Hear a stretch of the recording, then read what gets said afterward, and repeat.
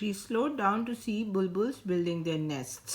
अब जो कागॉट थी वो थोड़ा सा धीमी पड़ गई ये देखने के लिए कि बुलबुल अपने घोंसले किस तरह से बना रही हैं.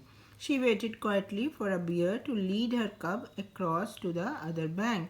और वो चुपचाप प्रतीक्षा करने लगी एक भालू के लिए, एक जो मादा भालू थी जो कि अपने नन्हे कब यानी अपने बच्चे को वो पार करा के दूसरे तट पर ले जा रही थी. The green glades that she passed through filled her ears with the sweetest songs of the woods. और जो हरे भरे घास के मैदान थे जो जंगल के बीच बीच में मैदान होते हैं जबकि वो उनको क्रॉस कर रही थी तो उसके कानों में सबसे मीठे गीत जो थे जंगल के वो भर गए जो चिड़िया चहचहाती हैं जंगलों में. She looked around for her sister. वो चारों तरफ अपनी बहन को खोजने लगी. Had she not reached? क्या वो पहुंची नहीं? She wondered in surprise. वो हैरानी से आश्चर्य करने लगी. Was she hiding? क्या वो छुपी हुई है?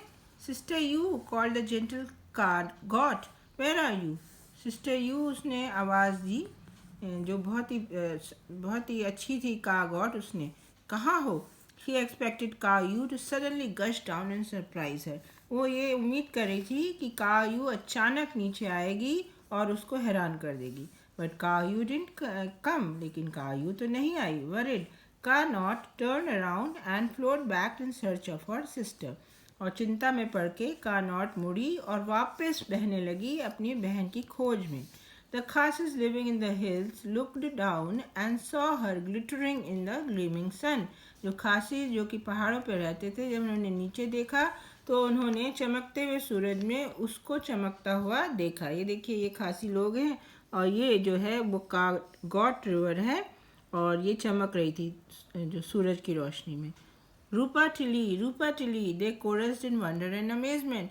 रूपा टिल्ली वो एक साथ चिल्लाए हैरानी से और आश्चर्य से. तो chorus means said the same thing at the same time together.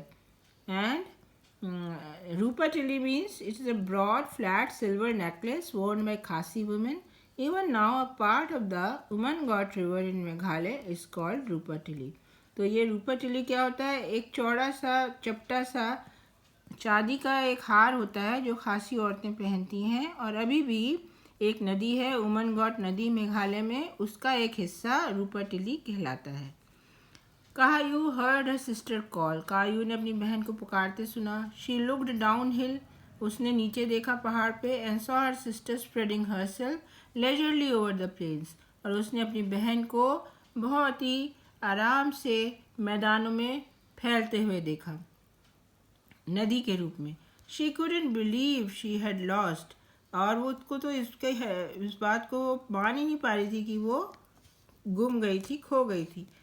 Pretending not to care. ऐसा उसने इस तरह से इसका प्रदर्शन किया कि वो इसकी परवाह नहीं करती. She rushed on. वो चलती रही यानी कि बहती रही. Tripping over a rock. जबकि वो एक चट्टान से टकराई. Then split her into 5 streams. जिसने उस चट्टान ने उसको 5 छोटी नदियों में बांट दिया. Her 5 swift streams joined Carnot's gentle waters and together the two sisters flowed on. उसकी जो 5 स्विफ्ट माने तेज जो नदियाँ थीं वो कारनॉट के जो बहुत ही आराम से बहने वाला पानी था उसमें जाके मिल गई और साथ ही साथ दोनों बहनें बहने लगीं. To this day people tell the story of the two sisters Carnot and Caillou who once raced against each other and who still flow down from the hills of Shillong to the plains down below.